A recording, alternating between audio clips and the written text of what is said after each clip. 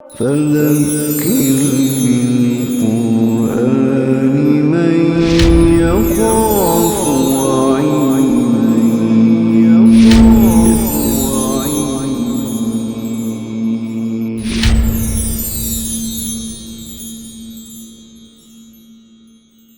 اس کے بعد ایک جوڑا آ رہا ہے، یعنی جو آئلی زندگی ہے اس کی بنیاد تو باندھ دی سورہ تغابن سے کہ ان تعفوا وتصفحوا وتغفروا فإن اللہ غفور رحیم۔ اب آئلی زندگی میں میاں بیوی کا جو رشتہ ہے اس کو فوکس کیا جا رہا ہے۔ اس میں دو انتہائیں ہو سکتی ہیں، ایک یہ ہے کہ میاں بیوی کے درمیان انڈرسٹینڈنگ نہ ہو اور نوبت طلاق پر آ جائے، یہ تو ڈسکس ہوگا سورۃ طلاق میں، اور دوسرا یہ ہے کہ میاں بیوی کے درمیان زیادہ ہی انڈرسٹینڈنگ ڈیولپ ہو جائے اور وہ ایک دوسرے کو راضی کرنے کے لیے اللہ تعالیٰ کو ناراض کرنے کا بندوبست کر بیٹھے۔ یہ موضوع ہوگا سورۃ تحریم کا۔ تو پہلے ہم سورۃ طلاق پڑھتے ہیں۔ اعوذ باللہ من الشیطان الرجیم، بسم اللہ الرحمن الرحیم۔ یا ایھا النبی اذا طلقتم النساء فطلقوهن لعدتهن واحصوا العدۃ واتقوا اللہ ربکم۔ اے نبی صلی اللہ علیہ وسلم، جب بھی تم عورتوں کو طلاق دو تو ان کو طلاق دو لعدتہن، ان کی عدت کے حساب سے، واحصوا العدۃ، اور گنتی پوری کیا کرو عدت کی، واتقوا اللہ ربکم، اپنے رب اللہ سے ڈرا کرو، لا تخرجوهن من بیوتہن، انہیں ان کے گھروں سے نہ نکالو، ولا یخرجن، نہ وہ خود نکلیں، الا ان یاتین بفاحشۃ مبینۃ، سوائے اس کے کہ انہوں نے کسی کھلی بے حیائی کا ارتکاب کیا ہو، وتلک حدود اللہ، اور یہ اللہ کی حدیں ہیں، ومن یتعد حدود اللہ، اور جو کوئی اللہ کی حدود کو کراس کرے گا، فقط ظلم نفسہ، تو اپنے آپ پر ظلم ڈھائے گا، لا تدری لعل اللہ یحدث بعد ذلک امرا، اور تم نہیں جانتے شاید اللہ پیدا کر دے اس کے بعد موافقت کی کوئی صورت۔ فاذا بلغن اجلہن، پھر جب وہ پہنچ جائیں اپنی عدت کے خاتمے پر، یعنی اس کے قریب، فامسکوہن بمعروف، تو انہیں روک لو اچھے طریقے سے، او فارقوہن، یا انہیں جدا کر دو بمعروف، اچھے طریقے سے، واشہدوا ذوی عدل منکم، اور اپنے میں سے دو آدمیوں کو گواہ بنا لیا کرو، واقیموا الشہادۃ للہ، اور اللہ کے لیے ٹھیک ٹھیک گواہی دیا کرو، ذالکم یوعظ بہ من کان یؤمن باللہ والیوم الآخر، یہ وہ بات ہے جس کی نصیحت کی جا رہی ہے تم میں سے ہر اس شخص کو جو اللہ اور یوم آخر پر ایمان رکھتا ہو۔ اب غور سے پڑھتے چلے جائیے گا، وَمَن يَتَّقِ اللَّهَ يَجْعَل لَّهُ مَخْرَجًا، جو اللہ سے ڈرے گا اللہ تعالیٰ اس کے لیے کوئی وے آؤٹ نکالے گا۔ طلاق ایک ایسا معاملہ ہے کہ جو واقع ہو جائے تو پھر وہ ہر طرف پریشانی لے کے آتا ہے، مرد کو بھی پریشانی ہوتی ہے کہ آپ کیا کر دیا میں نے، عورت کو بھی پریشانی کر دی کہ میں نے ایسی بات کیوں کہی جس کو پر اس کو غصہ آ گیا، پھر بچوں کے لیے بھی پریشانی ہے، دونوں جو گھرانے ہیں مرد کے عورت کے ان کے لیے بھی پریشانی ہے۔ ایسے میں اگر آپ کچہری چلے گئے کسی وکیل صاحب کے پاس تو وکیل صاحب کا ایک ہی جواب ہے کہ آپ کے ہاتھ میں تو کچھ بھی نہیں، انہوں نے کہا جی پھر اب آپ کو دو مقدمے جو ہیں وہ اپنی بیوی پر کرنے پڑیں گے، اور وہ جھوٹے مقدمے ہیں، اور اکثر بیشتر کیا ہوتا ہے کہ بیوی پر بدکاری کا الزام لگایا جائے تو اس سے حق مہر جو ہے وہ پھر بچت ہو جاتی ہے، اس کی دینا نہیں پڑتا۔ اب اگر کوئی شخص اللہ سے ڈرے گا کہ پیسہ ملتا ہے یا نہیں ملتا، لیکن میں یہ جھوٹا الزام نہیں لگاؤں گا، یا ایسی بات میں جھوٹا مقدمہ نہیں کروں گا، خواہ عورت کی طرف سے ہو یا مرد کی طرف سے، تو پھر وکیل صاحب نے تو کہا کہ تمہارے ہاتھ میں کچھ بھی نہیں۔ اب اللہ تعالیٰ کیا کہہ رہے ہیں اس کو غور سے سنیے گا، وَمَن يَتَّقِ اللَّهَ يَجْعَل لَّهُ مَخْرَجًا، جو اللہ سے ڈرے گا اللہ تعالیٰ اس کے لیے کوئی وے آؤٹ نکالے گا، وَيَرْزُقْهُ مِنْ حَيْثُ لَا يَحْتَسِبُ، اور اس کو وہاں سے دے گا جہاں سے اس کا وہم و گمان بھی نہیں ہوگا۔ آگے چلیے، وَمَن يَتَوَکَّلْ عَلَى اللَّهِ، جو اللہ پر بھروسہ کرے گا، فَهُوَ حَسْبُهُ، اللہ خود اس کے لیے کافی ہو جائے گا۔ آگے چلیے، إِنَّ اللَّهَ بَالِغُ أَمْرِهِ، اللہ تعالیٰ اپنے کام کو انجام تک پہنچانے والا ہے۔ پنجابی کہا اللہ نے اپنے کام کو توڑ چڑھانا لا، میں آپ کی ہیلپ کرنا چاہتا ہوں، لیکن اگر اللہ کو منظور نہیں ہوگا تو میں آپ کی کوئی ہیلپ نہیں کر سکوں گا۔ آپ میری ہیلپ کرنا چاہتے ہیں، بڑے سنسیئر ہیں، بڑے ریسورسفل ہیں، لیکن ضروری نہیں ہے کہ آپ میری ہیلپ کر سکیں۔ لیکن اللہ کوئی کام کرنا چاہے تو وہ ان اللہ بالغ امرہ، اللہ تعالیٰ اپنے کام کو انجام تک پہنچانے والا ہے۔ اگلی بات دیکھیے گا، قد جعل اللہ لکل شیء قدرا، اللہ تعالیٰ نے ہر چیز کا ایک اندازہ مقرر کیا ہوا ہے۔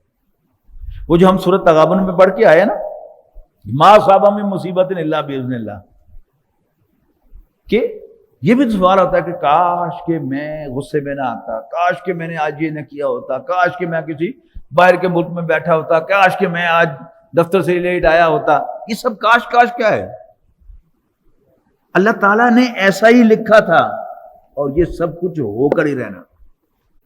جب آپ یہاں تک پہنچ جائیں گے تو پھر وہ سارے کاش کچھ ختم ہو جائیں گے اور آپ کہیں گے ٹھیک ہے، اللہ کو منظور یہی تھا، اللہ تعالیٰ کی طرف سے اسی میں کوئی خیر ہوگا۔ کچھ عرصے کے بعد پھر وہ خیر جو ہے وہ ظاہر ہوگا کہ قد جعل اللہ لکل شیء قدرا، اللہ تعالیٰ نے ہر چیز کا ایک اندازہ مقرر کیا ہے۔ واللائے یئسن من المحیض من نسائکم، اور تمہاری بیویوں میں سے وہ عورتیں جو اپنے ایام سے مایوس ہو چکی ہوں، after the onset of menopause, تو اب ان کے حیض تو آتے نہیں، ایام تو آتے نہیں، اب ان کی عدت کیسے ڈیسائیڈ ہوگی؟ من نسائکم ان ارتبتم، اگر تمہیں شک ہو جائے، فعدتہن ثلاثۃ اشہر واللائے لم یحضن، تو ان کی عدت 3 ماہ ہوگی، اور ان کی بھی جن کے ابھی ایام آنے شروع ہی نہ ہوئے۔ وَأُولَاتُ الْأَحْمَالِ أَجَلُهُنَّ أَن يَضَعْنَ حَمْلَهُنَّ، اور حمل والیوں کی عدت وضع حمل ہے، خواہ وہ کل ہی ہو جائے یا وہ 8 مہینے کے بعد ہو۔ وَمَن يَتَّقِ اللَّهَ، اچھا آپ نوٹ کیجئے گا، معاملہ طلاق کا ایک قانونی بات ہے، یہ یتق اللہ کتنے دفعہ آئے گا، یہ نوٹ کرتے چلے جائیے۔ وَمَن يَتَّقِ اللَّهَ يَجْعَل لَهُ مِنْ أَمْرِهِ يُسْرًا، اور جو اللہ سے ڈرے گا اللہ تعالیٰ اس کے کام میں آسانی پیدا کرے گا۔ ذَلِكَ أَمْرُ اللَّهِ أَنزَلَهُ إِلَيْكُمْ، یہ اللہ کا حکم ہے جو تم پر نازل کر رہا ہے۔ وَمَن يَتَّقِ اللَّهَ يُكَفِّرْ عَنْهُ سَيِّئَاتِهِ، اور جو اللہ سے ڈرے گا اللہ تعالیٰ اس کی برائیوں کو اس سے دور کرے گا۔ وَيُعْظِمْ لَهُ أَجْرًا، اور اسے بڑا اجر عطا فرمائے گا۔ أَسْكِنُوهُنَّ مِنْ حَيْثُ سَكَنْتُم مِّن وُجْدِكُمْ، رکھو تم متعلقہ عورتوں کو اسی جگہ جہاں تم خود رہتے ہو، جیسی بھی تمہیں میسر ہے۔ من وجدکم ولا تضاروہن لتضیقوا علیہن، اور انہیں تنگ کرنے کے لیے انہیں نہ ستاؤ۔ وَإِن كُنَّ أُولَاتِ حَمْلٍ، اور اگر وہ حمل والیاں ہیں، فَأَنفِقُوا عَلَيْهِنَّ حَتَّى يَضَعْنَ حَمْلَهُنَّ، تو ان پر خرچ کرتے رہو یہاں تک کہ وہ ڈیلیور کر دے بچہ۔ فَإِنْ أَرْضَعْنَ لَكُمْ، پھر اگر وہ تمہارے لیے تمہارے بچے کو دودھ پلائیں، کیونکہ اولاد ہم سورہ بقرہ میں پڑھ کے آئے ہیں وہ باپ کی ہے، تو فَإِنْ أَرْضَعْنَ لَكُمْ، اگر تمہارے لیے تمہارے بچے کو دودھ پلائیں، فَآتُوهُنَّ أُجُورَهُنَّ، تو پھر ان کو ان کی اجرت ادا کرو۔ وَأَتَمِرُوا بَيْنَكُمْ بِمَعْرُوفٍ، اچھے طریقے سے تم باہم مشورے سے طے کرو اجرت کیا ہوگی، کیسے کیسے ٹرمز اینڈ کنڈیشنز ہوں گی۔ وَإِن تَعَاثَرْتُمْ، لیکن اگر تم بیٹھ کر اس معاملے کو طے نہ کر سکو، مشکل پیش آئے، فَسَتُرْضِعُ لَهُ أُخْرَىٰ، تو پھر بچے کو کوئی اور عورت دودھ پلائے، فاسٹر مدر۔ لِيُنْفِقْ ذُو سَعَةٍ مِّن سَعَتِهِ، اور صاحب حیثیت کو چاہیے کہ وہ اپنی حیثیت کے مطابق اس کو پے کرے۔ وَمَنْ قُدِرَ عَلَيْهِ رِزْقُهُ، اور جس پر رزق کو تنگ کیا گیا ہو، یعنی تنگ دست آدمی، فَلْيُنْفِقْ مِمَّا آتَاهُ اللَّهُ، تو وہ خرچ کرے اس میں سے جو کچھ اللہ نے اس کو عطا کیا ہے۔ لَا يُكَلِّفُ اللَّهُ نَفْسًا إِلَّا مَا آتَاهَا، کوئی شخص اکاؤنٹیبل نہیں ہے مگر اسی کے مطابق جو اللہ نے اس کو عطا کیا ہے۔ سَيَجْعَلُ اللَّهُ بَعْدَ عُسْرٍ يُسْرًا، امید ہے کہ اللہ تعالیٰ تنگی کے بعد فراخی لائے گا۔ وَكَأَيٍّ مِّن قَرْيَةٍ أَتَتْ عَنْ أَمْرِ رَبِّهَا، اب یہ مکی صورتوں کا ایک ریپلیکا ہے، سورۃ طلاق میں دوسرا رکوع ہے۔ وَكَأَيٍّ مِّن قَرْيَةٍ أَتَتْ عَنْ أَمْرِ رَبِّهَا وَرُسُلِهِ، اور کتنی بستیاں ہیں جنہوں نے سرکشی کی اپنے رب کے اور اس کے رسولوں کے احکام سے۔ فَحَاسَبْنَاهَا حِسَابًا شَدِيدًا، تو ہم نے ان کا سخت محاسبہ کیا۔ وَعَذَّبْنَاهَا عَذَابًا نُكْرًا، اور ہم نے انہیں انپریسیڈنٹڈ سزا دی۔ فَذَاقَتْ وَبَالَ أَمْرِهَا، تو چکھا انہوں نے مزہ اپنے کیے کی سزا کا۔ وَكَانَ عَاقِبَةُ أَمْرِهَا خُسْرًا، اور ہوا ان کا انجام بدترین گھاٹے کا۔ أَعَدَّ اللَّهُ لَهُمْ عَذَابًا شَدِيدًا مہیا کر رکھا ہے اللہ نے ان کے لیے آخرت میں سخت ترین عذاب۔ فاتقوا اللہ یا اولی الالباب الذین آمنوا، پس اللہ سے ڈرو اے دل والو جو ایمان رکھتے ہو۔ قد انزل اللہ الیکم ذکرا، اللہ تعالیٰ نے تم پر نصیحت نازل کی ہے، رسولاً ایک پیغمبر، یعنی ایک پیغمبر، یتلو علیکم آیات اللہ مبینات، جو تمہیں اللہ کی واضح آیات پڑھ کر سناتا ہے، لیخرج الذین آمنوا وعملوا الصالحات، تاکہ وہ نکالے ان لوگوں کو جو ایمان لاتے اور اچھے عمل کرتے ہیں اندھیروں سے نکال کر روشنی میں لے آئے، وَمَن يُؤْمِن بِاللَّهِ وَيَعْمَلْ صَالِحًا، اور جو کوئی اللہ پر ایمان لائے گا اور نیک عمل کرے گا، يُدْخِلْهُ جَنَّاتٍ تَجْرِي مِن تَحْتِهَا الْأَنْهَارُ، وہ داخل کرے گا انہیں ایسے باغات میں جن کے نیچے نہریں بہتی ہوں گی، خالدین فیہا ابدا، ہمیشہ ہمیشہ ان میں رہنے کے لیے۔ قد احسن اللہ لہ رزقا، ایسے لوگوں کے لیے اللہ تعالیٰ نے عمدہ رزق تیار کر رکھا ہے۔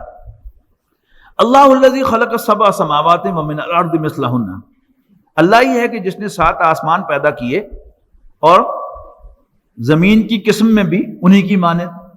اس سے اکثر لوگوں نے 7 بر اعظم مراد لیے ہیں، لیکن یہ آیات جو ہوتی ہیں ان میں کوئی ضرور نہیں ہوتا کہ آپ کوئی نہ کوئی انٹرپریٹیشن اس کی ضرور کریں، بس اللہ تعالیٰ ایک وسعت کی بات کر رہا ہے کہ اللہ تعالیٰ نے 7 آسمان بنائے ہیں اور 7 زمینیں بنائی ہیں، کیا مطلب ہے کیا نہیں ہے۔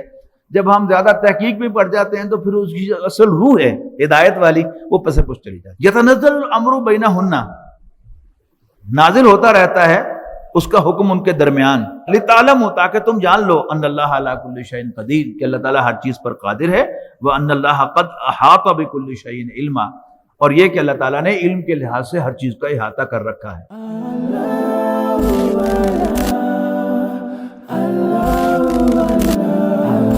Allah